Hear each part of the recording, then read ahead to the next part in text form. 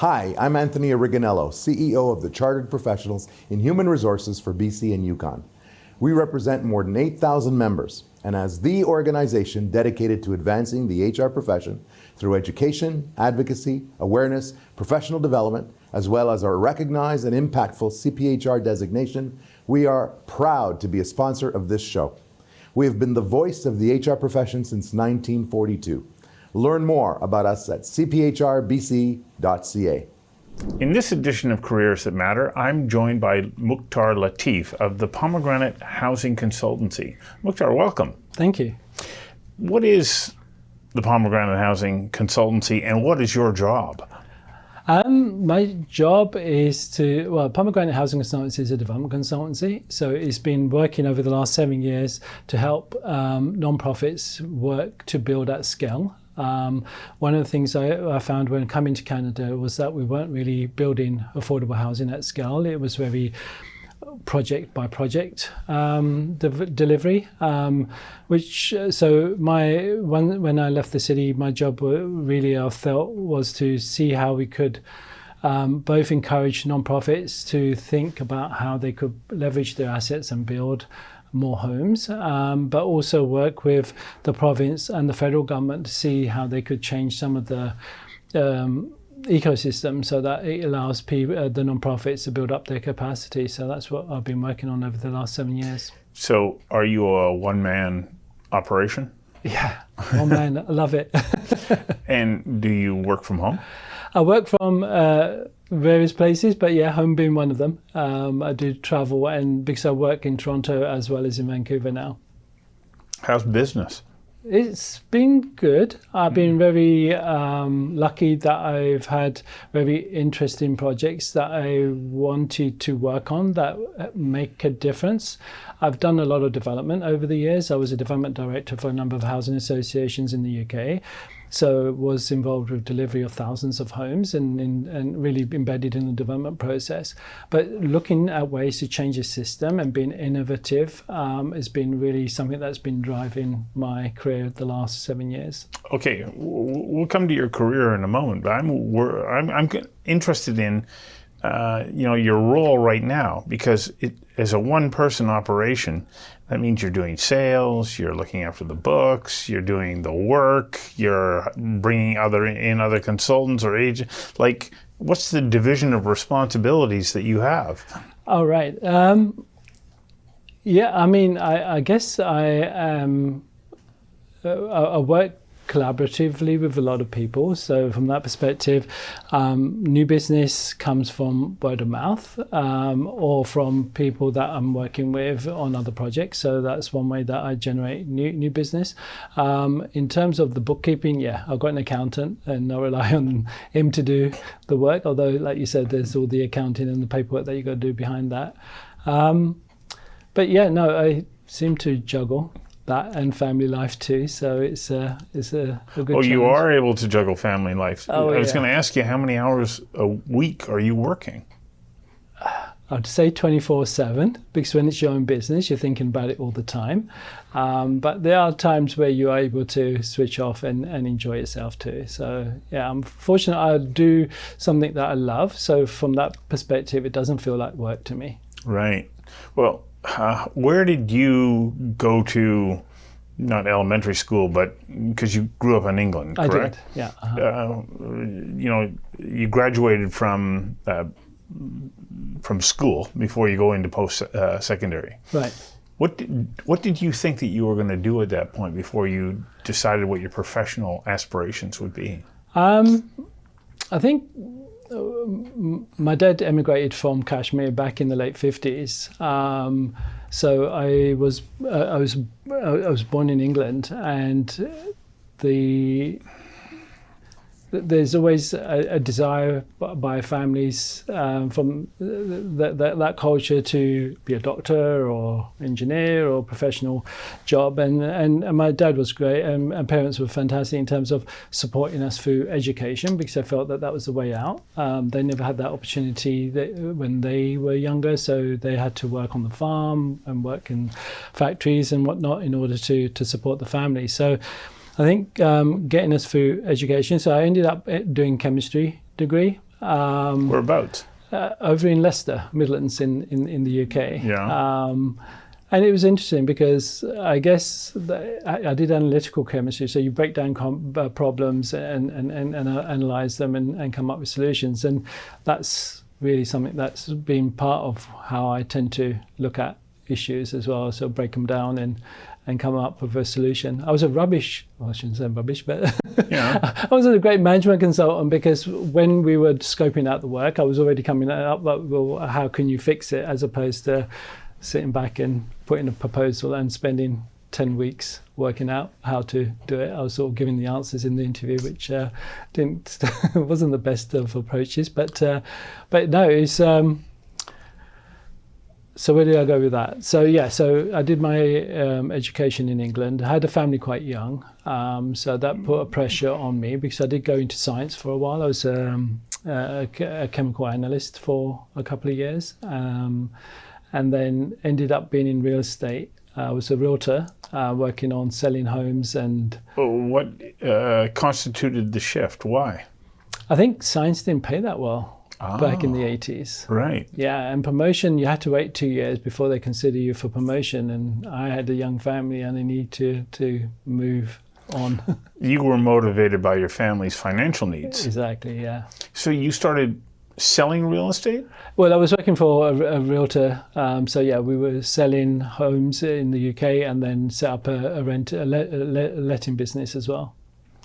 How long did you do that for? I think it was about 9 months. I think Yeah. it was interesting experience. I then managed to get an opportunity to work for Notting Hill Housing Trust, which is a large non-profit housing provider. And I was working, they'd set up a new program there, a private sector leasing program. And that was where we were leasing. So in the UK, the municipalities have a obligation to house families. That's something they have to do. So most of those families end up in temporary accommodation, bed and breakfasts, and hotels, which was really expensive because the private sector did not want to have people on welfare in their homes. So the private sector leasing program was where the housing association took a 3-year lease, guaranteed the rent, and also promised to give the property back less fair wear and tear after the 3-year program. So it was a pilot, and I was involved with setting that up and getting that going, and it's been a real success since then because now there's like hundreds of thousands of homes that have been leased in that way, but that was really at the start of it, which was interesting. So you had to go and negotiate the lease with the landlord, get them to upgrade the property, and then it was let to a family for 3 years. How long did you do that work for? That was for about a couple of years, and then I worked for another society as a development manager. So this is where we were refurbishing existing housing in the East End of London. So that was, that was great. Going down to the East End pubs with the pearly queens and kings, and that was a very interesting time there. And then I got a job to work as a development manager building new homes back in the 90s. So what ultimately led for you to come to Vancouver? What were you doing just prior to coming here, and what made them say, Mukhtar, will you come to Vancouver? Well, I've been working in housing associations for about 20 years as a development director, built up a large program of homes for a number of those organizations. Then prior to coming to Vancouver, I was working for Savills, which is a management consultancy similar to JLL or Colliers or CBRE. But again, in the affordable housing team. I joined them in 2008, just as the market was tanking hugely. And all the developers in the UK basically couldn't get finance to finish off their projects. So I was enrolled with the Kickstart program with government to help support, do the feasibilities, work out which projects were viable enough to move forward on with financing. So then the government was using their financing tools to enable those projects to be completed.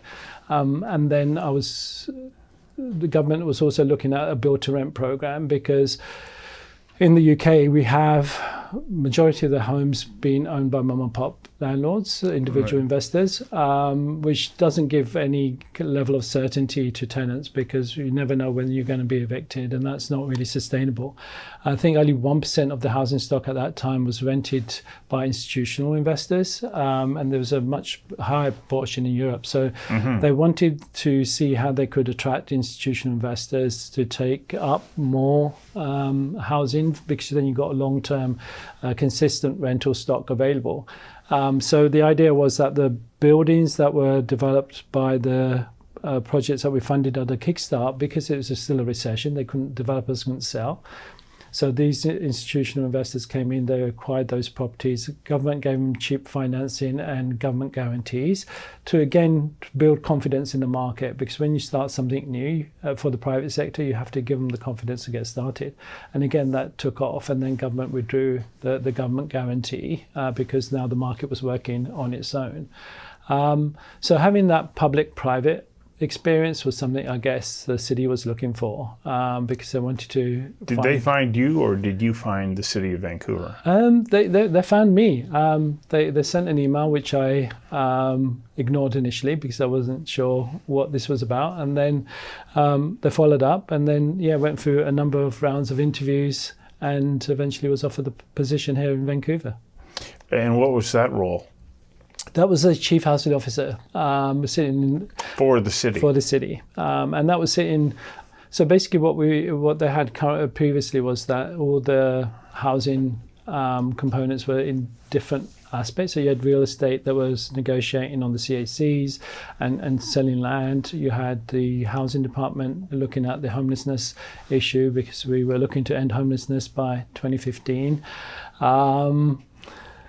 And we'll come back to that in a second. And then we had, you had law and you had finance. So everybody was doing a bit. So the idea was to consolidate all of that and try and provide a sort of a comprehensive and cohesive look into what was happening in the overall market, and see how we could address some of the challenges that we were seeing come in. Then you started out on your own in your new country. In a new country, yeah. I didn't realize how challenging it would be, because obviously you think Canada, UK, similar language, jurisdictions, but there's different dynamics, and you learn as part of that process that things aren't always the same. So as you take a look at your career, what do you think is some internal quality that you have that allowed you to say, I'm going to study chemistry, but I'm going to turn my back on that, I'm going to get into real estate, and I have no idea where that's going to take me, but you kept following opportunities. What was it in you that moved you forward and also made sure that you were going to have some success? Can I say this because I'm a Sagittarian? Yeah, sure. No.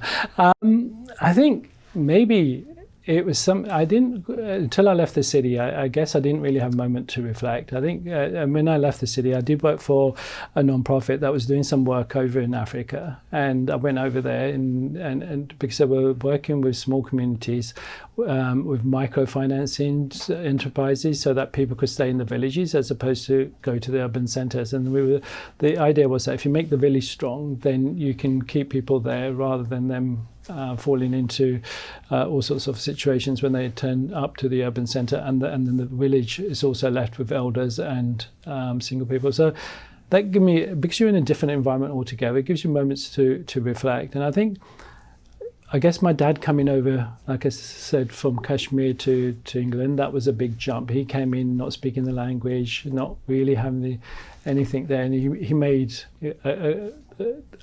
he bought a home, which was really difficult in those days. He worked hard, he worked double shifts. So I think the work ethic I got from my dad.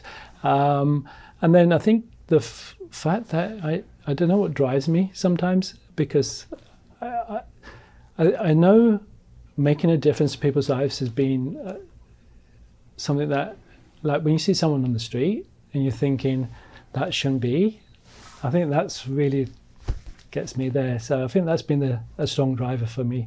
How can I make a difference? And I think being in affordable housing has allowed me to do that. I don't know why I do that every time. Well, thank you very much for giving us some insights into your job and your career path. Fascinating. Thank you.